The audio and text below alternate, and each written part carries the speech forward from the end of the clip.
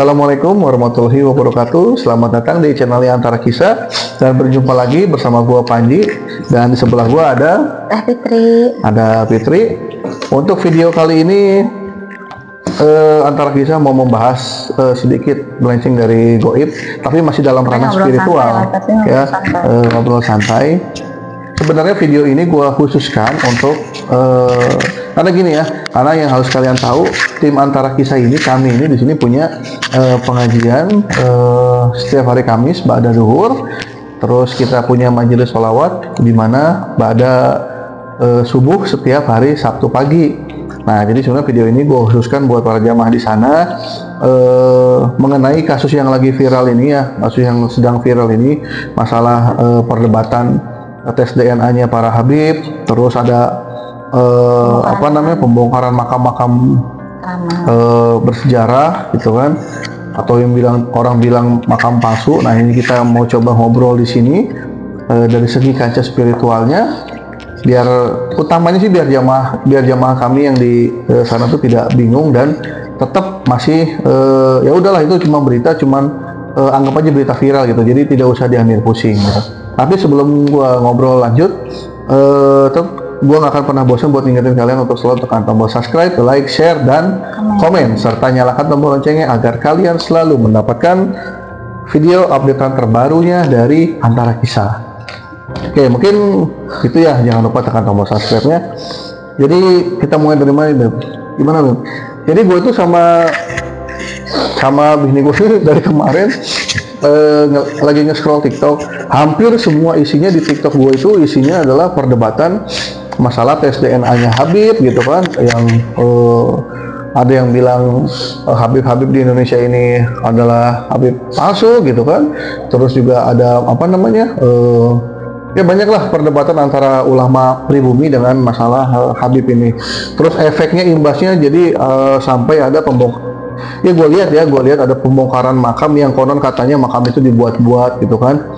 Padahal kalau gue lihat dari videonya kayaknya tuh makam bukan dibuat-buat, tapi memang makam udah lama ya, maksudnya makam model lama gitu.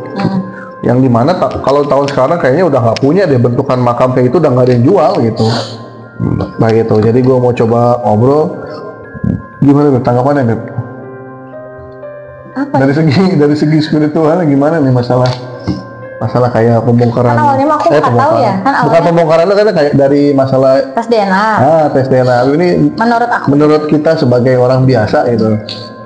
Menurut tim Antara Kisah lah ya, apalagi Teh Fitri yang awam, yang benar-benar jadi rakyat biasa, terus ngelihat video-video yang beredar ya Mas ya, kayak video-video tentang Pak Kiai Imanuddin, terus persetujuannya sama Habib-Habib se-Indonesia malah jadinya.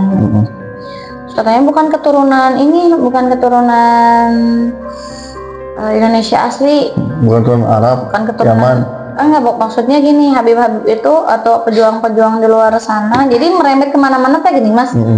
Jadi pejuang-pejuang Indonesia kayak Imam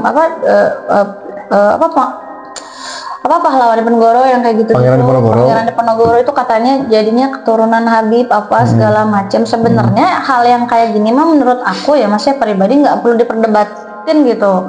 Jadi kalau misalkan kayak buat orang-orang di sekitaran sana, khususnya aku pribadi, orang yang lagi cinta nih, lagi sayang-sayangnya nih sama si Habib ini, lagi niru-niru contoh ulama ini. Jadinya kan masa sih kayak gini, jadinya timbul rasa ragu, jadinya ragu, terus kayak sebenarnya nggak harus ada begini gitu. Cukup kecewa juga sih sama para ulama di atas, para kiai di atas khususnya.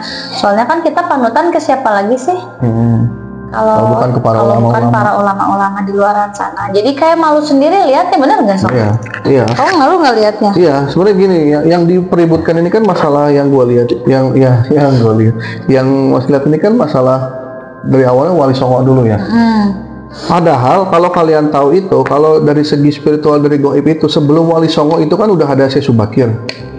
Syekh Subakir duluan, terus ada juga yang menyebutkan dari versi lain Syekh Subakir bareng sama Maulana Malik Ibrahim Sunan Gresik. Jadi Syekh Subakir itu diutus sama Kesultanan Turki itu bareng sama Sunan Gresik. Ada juga yang bilang juga sejarah Syekh Subakir duluan. Tapi sebelum Syekh Subakir aja kan gue pernah jelaskan bahwa Prabu Siliwangi ke-7 Raja Pajajaran terakhir itu aja Muslim. Muslim. Ya, berarti kan di sejarah ini sebenarnya sudah banyak yang perbedaan karena kan udah berapa ratus tahun yang lalu nggak ada yang tahu persis apalagi manusia ya. Apalagi manusia ya, kita masih hidup berdasarkan ilmiah dari mana gitu kan, berdasarkan buku siapa gitu kan. Lagi pasti buku pun ini orang yang ngarangnya dulu kan kita nggak tahu dia dapatnya dari mana gitu loh. Jadi jangan terlalu jadiin patokan gitu. Karena kalau kalian terus meributkan Wali Songo yang bawa Islam ke Indonesia, iya betul. Tapi sebelum Wali Songo, Pajajaran aja sebelum hancur runtuh itu sudah Muslim. Ya, lantas yang bawa Islam saat Pajajaran Prabu Siliwangi terakhir Muslim siapa gitu kan? Terus setelah Prabu Siliwangi turun ada kerajaan kecil lagi, Pajajaran kecil. Itu pun sudah Muslim. Bahkan salah satu rajanya itu ibaratnya mendapatkan seperti dari ya kalau orang zaman dulu kan seperti karomah ya. Ya, banyak anak-anak di zaman sekarang tuh, bahkan orang-orang pintar khususnya misalkan yang apa-apa tuh diteliti, Jadi kadang banyak Mas yang nggak terlalu percaya karomah, ngerti nggak sih Mas? Karena apa sih? Jadi zaman sekarang tuh anak-anak tuh lebih realistis kayak buktinya mana sih gitu kan. Terus peninggalannya apa kayak gitu loh. Sebenarnya tidak harus dipertanyakan terlalu dalam lah. Benar nggak? Iya, karena karomah buat zaman sekarang itu kayaknya udah hanya dimiliki beberapa orang aja. Tapi untuk zaman dulu kan belum ada pondok pesantren. Ya setelah Kerajaan Pajajaran runtuh, muncul Kerajaan Pajajaran kecil. Ini yang rajanya ini kan salah satu raja Pajajaran kecil ini kan dapat karomah nih. Karena apa? Ya kalau menurut Mas ya wajar dapat karomah. Orang Islam belum masuk ke Indonesia kok, belum ada yang bawa. Terus juga pondok pesantren kan belum ada. Pondok pesantren kan kesini-sini. Jadi ya pasti banyak orang pada zaman itu yang dapat karomah dari Allah tentang masalah agama Islam. Di luar nalar lah. Di luar nalar itu untuk zaman dulu ya. Kalau untuk zaman sekarang kayaknya udah canggih buat apa gitu kan? Ya ada juga Mas kayak beberapa kiai. Ada beberapa, cuman kan maksudnya nggak semua. Kalau zaman dulu mungkin bisa banyak orang yang dapat gitu. Jadi gitu guys. Jadi sebenarnya saat kan Wali Songo sama Pajajaran ini kan bukan Pajajaran, jauh jaraknya. Jadi setelah Pajajaran terakhir sebelum runtuh aja, rajanya aja sudah dipastikan Muslim gitu kan, dan tahu keberadaan Nabi Muhammad, segala macam Al-Quran tuh tahu. Ya kan tentang masalah Prabu Siliwangi dan Pajajaran juga banyak versi Mas. Maksudnya ada yang mau diislamin tapi dirinya kayak lagu tuh. Dirinya katanya mau diislamin tapi nggak mau, Prabu Siliwangi itu malah kabur, diislamin sama anaknya. Beda versi sama aku dapetin informasinya gitu. Ya tapi kalau kita kan bukan versi dari manusia, kita dari versi beberapa goib yang ada di Jawa Barat. Ketika kita tanyakan dan hasilnya semuanya satu suara gitu. Bahwa Kerajaan Pajajaran itu raja terakhirnya adalah bahwa Pajajaran itu rajanya ada 7 dan yang ke-7 adalah Muslim, dan Kerajaan Pajajaran menghilang itu karena gempa besar. Nah itu satu suara goib di seluruh Jawa Barat, nggak ada yang menampik kesalahan itu. Gitu. Menurut versi goib ya, versi antara kisah. Versi antara kisah yang dimana kita menggali dari goib-goib yang ada di Jawa Barat gitu. Nah terus itu tadi balik lagi ke masalah Habib ini, kalau kata gue sih sebenarnya nggak perlu terlalu dibawa jauh. Jadi yang dibawa merembetnya tuh kemana-mana tuh Mas. Kayak kita jadinya puyeng tuh. Puyeng. Acing nih. Mana yang benar ya? Terus kan harus mana aja sih yang harus diikutin jadinya gitu kan. Jadinya nggak ini aja ya, nggak bagus juga buat kayak misalnya aku sedikit ini aja lah Mas, sedikit sedikit ngasih masukan lah ya, kayak sebagai rakyat biasa yang nggak pernah mondok, yang nggak ngerti apa-apa tentang agama, tapi lebih ke Kiai Imad ini lebih ke mungkin niatnya ngasih tahu kalau ke Habib tuh jangan terlalu bagaimana mungkin, karena banyak akhlak-akhlak yang tidak sesuai dengan akhlakul karimah Nabi Muhammad Sallallahu Alaihi Wasallam gitu. Jadi kayak kata-kata seperti apa Mas, kaki Habib yang bodoh gitu ya, lebih mulia daripada 70 lebih mulia para daripada ulama, ya itu 70 jelas salah lah. para ulama. Nah itu kata-kata yang begitu juga keluar dari Habib siapa juga, entah nggak tahu siapa, belum lihat juga, tapi emang tidak dibenarkan juga sih gitu kan. Jadi mungkin niatnya ingin meluruskan atau ngasih tahu umat kali, cuman niatnya ini jadinya tuh jadi viral kemana-mana karena kan medsos ini cukup luar biasa gitu. Penyebarannya lebih cepat daripada orang yang daripada WA lebih cepat. Jadi baru kayaknya mungkin nggak niat panjang, kemudian diundanglah sama Bang Haji Roma tuh, jadinya viral Mas, ya kan. Awalnya kan dia kayak ceramah-ceramah biasa tuh. Nah kemudian Bang Haji Roma ini ngeliat, diundanglah ke podcastnya beliau, rame dari situ. Iya kan, awalnya situ kan. Cuman jadinya malah melebar kemana-mana, jadinya kayak ke makam. Awalnya tuh cuman tes DNA aja. DNA ya. Kebongkar lah kayak makam-makam palsu, makam-makam keramat di Indonesia, seluruh Indonesia. Jadi kayak misalkan, gimana kalau si makam yang dibongkar ini beneran makam wali Allah gitu ya?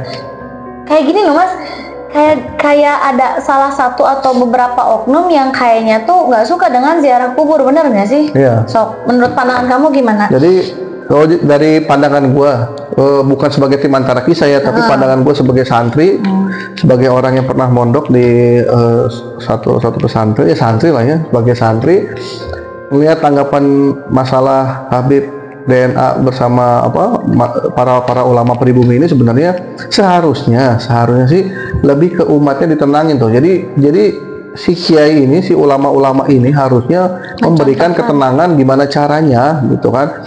Walaupun seorang Habib, tapi ketika ada omongan yang ngaco ya jangan didengar gitu. Dan Nabi pun pasti menyalahkan gitu, nggak mungkin membenarkan. Begitu pun sebaliknya, mau kiai pribumi ilmunya tinggi, kalau omongan yang ngaco ya jangan dibenarkan juga gitu. Jadi kita harus lebih pintar, sebagai umat tuh lebih pintar gitu. Mana yang harus bisa kita ikutin, mana yang harus nggak kita ikutin. Kan kelihatan sih kayak tadi misalnya ada Habib yang ngomong bodohnya satu orang Habib lebih mulia daripada 70 para ulama gitu kan. Iya, ngawur itu. Ngaco pisan itu. Maksudnya kalau ada Nabi Muhammad kayak di kamplang kayaknya tuh dia ngomong kayak gitu. Maksud itu kan itu jatuhnya udah merendahkan manusia lainnya. Tapi gitu kan emang sekarang lagi di zamannya huru hara Mas, kan kamu. Iya, memang kita sih sekarang lagi ada di fase huru hara. Nah makanya gue di sini lebih menekankan buat jamaah, gak usah diambil pusing masalah itu, biar mereka saja yang urus. Cuman yang disayangkan ini gini, iblis itu, jin kafir itu datang ke orang-orang pintar kan. Mereka nggak datang ke orang bodoh buat apa gitu. Datang ke orang bodoh buat apa, nggak ada gunanya gitu. Iya, kayak misalnya iblis itu pasti lebih menyerang orang-orang pintar, berilmu. Itu mereka dideketin karena kan punya pengaruh besar nih. Itu yang disayangkannya gitu. Jadi hati-hati, maksudnya jangan sampai karena masalah kecil yang bisa merembet kemana-mana, tuh sampai kayak masalah ke makam. Kenapa gue di sini ngomongin masalah makam? Makam leluhur gue di Jawa bentuknya begitu anjir gitu kan. Jadi takutnya dihancurin juga. Jadi jangan macam-macam. Masalah dibongkar nggak ada makamnya ya, pikir pakai otak gitu kan. Pikir memakai otak. Mana ada makam 500 tahun yang jasadnya masih utuh. Kain juga paling tahan berapa lama sih gitu kan. Kalau sampai 500 tahun, 600 tahun, ya pasti udah. Walaupun itu makam orang soleh, pasti sama Allah diselamatkan lah jasadnya dari cacing, dari apa gitu kan. Nggak tersentuh lah. Iya kan, dibongkar pasti nggak ada, bodoh. Itu yang maksudnya harusnya kan jangan sampai termakan sama sepertinya sih seperti ada penyusup yang ingin melenyapkan kayak masalah ziarah kubur. Terus ya pasti selain ziarah kubur. Kayak apa namanya Mas? Ya intinya sebenarnya lebih ke NU lah diserang gitu kan. Kan sebenarnya gini gimana mau bikin istilahnya orang non-muslim di luaran sana tertarik dengan agama Islam itu sendiri ya, di dalam Islamnya aja jadinya ribut kan, jadi malu sendiri. Gitu. Jadi sebenarnya itu yang disayangkan sih itu gitu.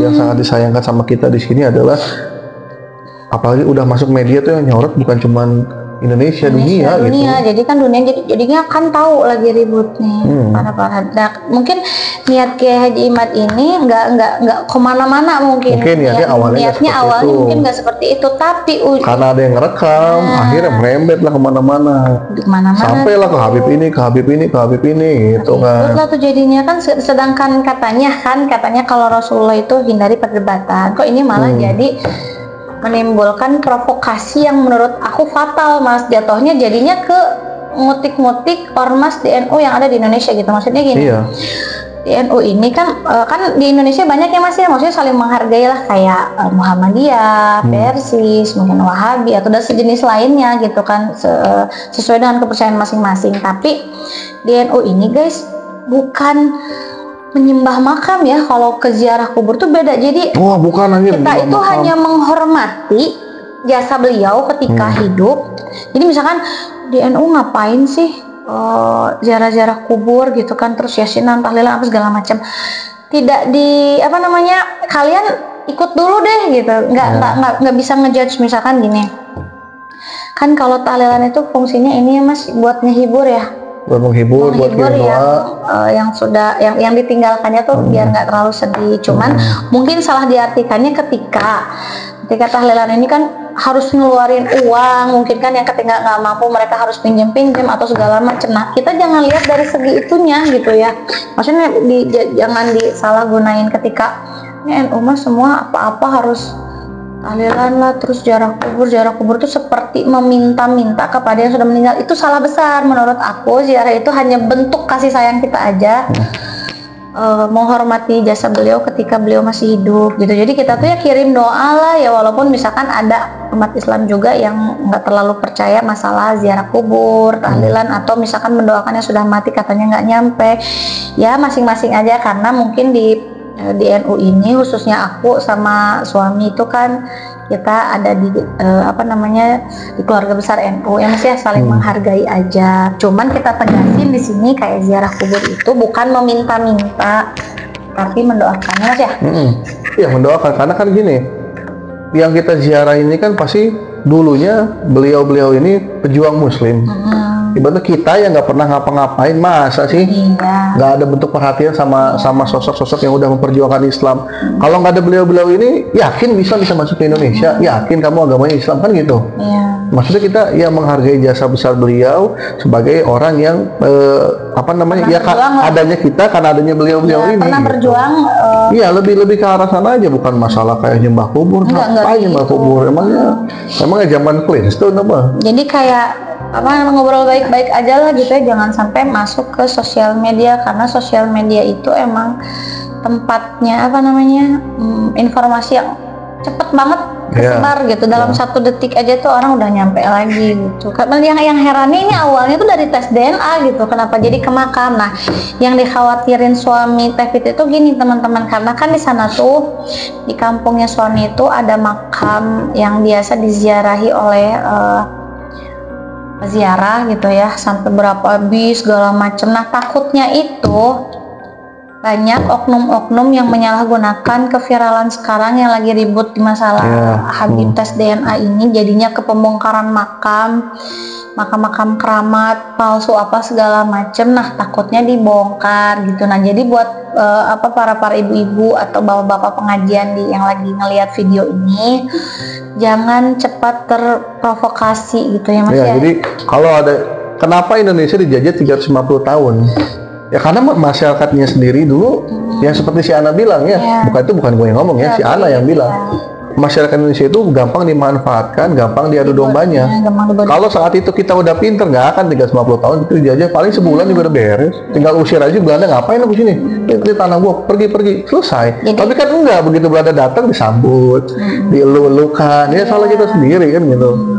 Jadi gitu, jadi jangan sampai cepat menerima informasi yang belum jelas kebenarannya gitu. Ya, belum akurat. Doain aja lah, semoga masalahnya cepet clear ya. Ya, karena di makam leluhur gue itu bukan, sebenarnya kalau di Jawa ini makam-makam zaman dulu pasti bentukannya seperti itu ya.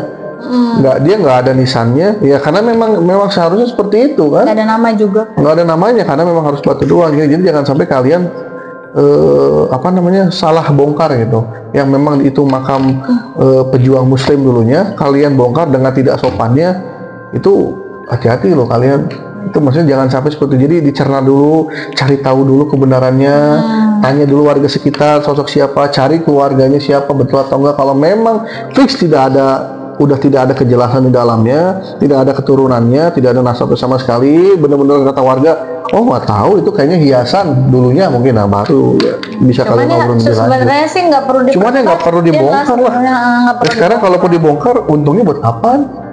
Cuman mau jadi kayak buka aib ya. Mau merasa paling benar, apa gimana? Nah, itu iblis itu kan gitu kan kata kamu ya, masuk Iya. ke orang-orang yang ahli agama. Iya. Hati-hati, kayak kemarin nih kasus udah di post belum yang ahli agama tapi ngerasa dirinya tuh ngerasa Udah. padahal di hati, di dalam hati. Di hati aja, dengan di hati aja, cuman dia tuh kalau lu lihat di video sebelumnya di antara kisah ada, itu dia cuman bilang, "Salah sih Mane? Siapa sih kamu? Siapa sih kamu? Saya lebih ngerti dari kamu." Dalam hati, Dalam hati itu nggak sampai mulut keluar kemana-mana. Nggak kayak gini. Nggak dilihat kan sama lo. Terlalu dilihat. Nggak dilihat lo, nggak ditempatin lo. Jadi, apa nggak ngeri gimana sampai keluar kemana-mana?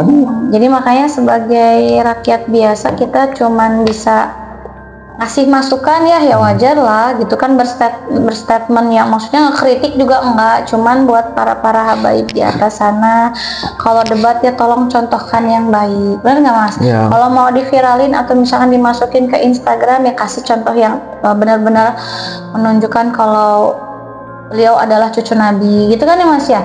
Nah begitupun para kiai-kiai di luar Habib ya, maksudnya kalau ketika ingin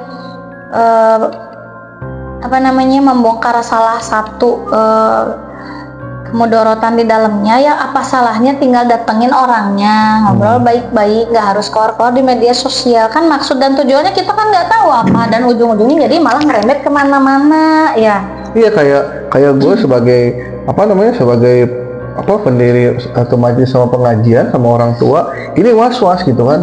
Takutnya jamaah kita tuh, jamaah pengajian kita ini nonton berita, nggak tahu informasi jelas seperti apa, jadi dianggapnya ternyata makamnya bohong ya, oh ini begini, aduh itu sangat membawa mudarat yang besar gitu. Jadi apalagi maksudnya informasinya belum jelas, ceritanya awalnya nggak tahu kan, orang kan cuma ngeliat kadang kan di TikTok cuma berapa detik aja sih. Iya, cuma scroll aja. Beritanya nggak jelas, tahu udahan. Jadi orang cuma bisa ambil kesimpulan, oh ternyata ini makam nggak boleh nih, ini palsu kayak gitu. Jadi tanpa dia tahu ceritanya seperti apa. Oh ini Habib palsu, oh ini ulama nggak bener. Nah itu kan jadinya repot gitu. Makanya gue di sini bikin video karena gue khawatir gitu, takutnya orang melihat informasi cuma dari media sosial gitu loh, Beb. Khawatir bukan karena apa-apa ya. Jadi maksudnya gini, keluarga besar suami itu kan maksudnya sudah jelas nasabnya, misalkan A turun ke B, turun ke C. Apalagi sekarang sudah katanya ya sudah diambil pemerintah, sudah diambil setempat gitu. Maksudnya ya cukup sama-sama saling menghargai ya. Kalau misalnya kita nggak ada ziarah kubur juga nggak akan ngingetin kita ke hal-hal kebaikan mereka di masa lalu ya Mas. Maksudnya ini fatal banget sih kalau kata aku Mas. Mudah-mudahan aja ya enggak lah ya, nggak sampai. Iya maksudnya fatal, dan ada orang yang tertawa di belakang semua ini gitu. Ada satu golongan yang tertawa di belakang semua ini, yang nggak suka sama ziarah kubur, yang nggak suka sama yasinan, yang nggak suka sama tahlilan, yang nggak suka sama tawasulan. Ini ketawa nih, nggak tahu siapa itu kelompok golongan itu. Mungkin menurut mereka juga jihad aja kali Mas. Ya, menurut mereka benar gitu, tapi kan mereka ya saling, kita kan juga nggak pernah musik mereka gitu kan. Ya jadi jangan saling musik gitu, jadi merembet kemana-mana. Dan itu kalau bisa sih saran gue cepat diselesaikan lah masalah tes DNA Nabi. Dan sebenarnya kita juga nggak mau tahu gitu kan. Yang penting omongannya itu baik, itu bakal kita ambil, nggak peduli mau dari cucu Nabi, mau dari ulama kampung, mau dari mubalik terkenal MTV, selama itu baik itu kita ambil gitu kan. Kita nggak lihat itu siapa gitu. Cuman kan mungkin ada separuh masyarakat yang benar-benar kayaknya udah mencintai ulama ini banget nih, terus kayak ada mengagumi Habib ini nih. Nah semenjak kontroversi ini mereka jadinya kayak jangan sampai jadinya malah keluar muslim gitu ya. Iya, jadi muslimnya aja begini. Iya, jadi jangan sampai pusing, apalagi orang-orang yang udah berniat masuk Islam, udah tinggal satu langkah lagi, tinggal ucap syahadat, karena ada kejadian ini akhirnya dia mundur. Nah itu yang berdosa bukan cuma kita banyak orang jadinya cukup gitu loh. disayangkan Cukup jadinya. disayangkan gitu. Jadi udahlah ya kita selesaikan masalah ini. Ya gue sebagai apa namanya perwakilan orang tua yang kita punya majelis kecil di kampung. Ini kita khawatir dengan adanya kasus ini tuh khawatir Sama gitu. punya anak-anak juga kan. Iya, nanti terus sampai gimana kalau media sosial kita dilihat sama anak-anak? Kan anak-anak ini. Nah, maksud gua coba dong sebelum ngomong itu lihat efeknya nanti berjangka panjangnya berdampak baik atau berdampak buruk. Jangan cuman mentingin kepentingan kalian. Lagi kalaupun itu betul turunan Rasulullah ataupun bukan, ya apa ngaruhnya gitu kan? Apa ngaruhnya? Yang salah tetap salah, yang benar tinggal tetap benar. diarahin aja lah ya. Iya. Misalkan kalau ada Habib yang ngomongnya kurang kurang sepakat sama ulama pribumi dibenarkan, diluruskan gitu kan. atau misalkan sama-sama saling mengingatkan Sama-sama lah ya. saling mengingatkan. Jadi gimana caranya kita yang di atas sana para ulama senior sana itu gimana caranya kolaborasi memajukan Indonesia lah intinya. Jangan menjatuhkan diri Jangan sendiri. sama-sama saling buka aib gitu ya. Jangan saling buka aib itu buat Sama-sama apa? nutup. Kalian kan ngerti, kalian kan paham gitu. Kalian bolak-balik baca kitab, bolak-balik makan makan kitab gitu ibaratnya tiap hari gitu kan. Masa sih nggak paham gitu kan? Jadi kita yang punya pengajian kecil nih jadinya was-was gitu kan. Aduh, takut jamaah nanti ngelihat gitu kan. Ini gimana gitu kan. Tanpa misalnya si jamaah ini pengen nanya tapi nggak berani tuh. Jadi ngambil kesimpulan sendiri gitu. Oh, ternyata nggak boleh nih. Maka makam yang bentuknya gini palsu nih. Kan itu bahaya. Aduh, bahaya. Oh, ternyata kalau Habib yang ada di Jawa ini palsu nih misalnya. Nggak usah kita dengerin padahal omongannya bener gitu misalnya. Ya itu kan jadinya ya karena efeknya ini tadi gitu. Jadi jangan sampai Mungkin hanya ada beberapa oknum yang ini namanya kan disebutnya oknum kan, makanya oknum berarti kan tidak semua gitu. Nah, jadi ya gue sih ya buat masyarakat Indonesia lebih pintar. buat masyarakat Indonesia lebih pintar kalian mencerna informasi yang ada, apalagi dari media sosial. Jangan langsung ditelan mentah-mentah gitu, karena kan itu cuma sekilas Kayaknya ributnya juga ngelihat scroll aja kali Mas. jadi yang dilihatin pas ribut-ributnya gitu kan. Jadi misalkan Kiai Imad ini mungkin dia berstatement terus ada yang video, ada yang viralin. Nah, muncullah orang-orang kan jadi kayak berspekulasi lah ya. Jadi kayak scroll video cuma 30 detik ributnya bisa 30 Banyak. hari ke depan gitu. Bahkan berimbasnya tuh sampai ada yang udah bongkar makam. Iya. Jadi pasti selain gua di sini, pasti orang-orang yang punya pengajian di luar sana pasti was-was. Khususnya apalagi punya kayak makam yang sudah diarahin gitu kan. Karena jujur makam mbah gua itu bentukan makam zaman dulu, ya memang zaman dulu seperti itu semua kan. Jadi makam sepuh zaman dulu yang ada cungkupnya, terus di situ juga bukan cuma satu keturunan gitu kan, udah berapa keturunan. Ya, memang bentukannya zaman dulu makam seperti itu gitu. Hampir semua di Pulau Jawa mungkin, khususnya Jawa Tengah mungkin ya pasti bentukannya kayak gitu. Jadi dia ditambah juga memang pejuang Islam juga Mas, jadi pasti ada dibedain lah. Ya ditambah pejuang Islam gitu kan, kayak misalnya mbah gue itu kan manusia pertama yang menginjakkan kakinya di desa tersebut gitu. Nah, apalagi kalau dengan ada kasus ini sampai dibongkar ya kecewa lah ya. Kalau sampai dibongkar ngamuk gue nih. Kecewa. Siapapun yang menghalangi serang sama gue. Ya semoga cepet beres lah ya Mas. Iya, makanya tadi bokap gue nelpon kan. Ya gue cerita nih besok disampaikan ke jamaah pengajian seperti ini. Nanti gue bikin videonya dulu, nanti bokap gue yang lanjutin lagi nyampein ke para jamaah gitu. Karena kan apalagi yang udah sepuh-sepuh gitu kadang kan langsung ambil kesimpulan sih Beb, yang udah nenek-nenek gitu kan. Oh ternyata begini ya, nggak boleh kan. Ada juga ya ternyata makam palsu. Nah gitu, ditambah ada oknum yang benci sama ziarah kubur, dikomporin lah, gitulah. Panas. Tambah aja panas gitu, jadi memperkeruh. Jadi memang kita udah masuk di waktunya huru hara. Nah, cuma gimana caranya meminimalisir itu semua gitu. Kuncinya kan ada yang di ulama-ulama di atas sana dulu. Kuncinya ada di para habaib, para ulama-ulama senior. Karena jadi panutan masyarakat jadi panutan sih. kita gitu. Kalau di atasnya rapi, insya Allah ke bawah juga akan rapi semua gitu. Tapi kalau di atas berantakan ya kayak gitu, di bawah juga ya ketar-ketir. Bingung juga di bawahnya gitu. Jamaah bingung, yang mana nih yang diikutin yang juga harus gitu kan. diikutin yang mana jadinya bingung. Itu nah nanti kalau nggak ada halangan, gue mau bikin video dari kasus ini. Gue mau tanya dari segi goibnya, apa yang pandangan goib dengan adanya perseteruan ini, menurut mereka itu bagaimana gitu, dan apa yang harus kita lakukan supaya masalah ini selesai lah intinya gitu. Nanti kita coba interaksi dari segi goibnya gitu. Mungkin gitu aja ya. Kita nggak usah panjang-panjang lebar, mungkin segitu aja. Ini bentuk kekhawatiran gua sama orang tua gua yang dimana kita di kampung ada pengajian kecil gitu kan, pengajian kecilan, majelis sholawat kecil-kecilan gitu kan. Takut jamaah kita nantinya bingung gitu. Mungkin ada yang kan, karena jamaah ada yang berani, ada yang enggak kan. Ada yang diem tahu-tahu bikin ada yang diam tahu-tahu bikin keputusan sendiri tanpa bertanya gitu. Nah makanya sebelum itu terjadi ya gue harus mengantisipasi dulu gitu. Udah paling gitu aja ya. Kalau ada salah-salah kata dari gue pribadi, gue minta maaf. Tapi kita juga minta maaf. Dari bini gue juga minta maaf. Mungkin segitu aja. Jangan lupa tekan tombol subscribe, like, share, dan komen serta nyalakan tombol loncengnya. Mungkin segitu aja. Wassalamualaikum warahmatullahi wabarakatuh.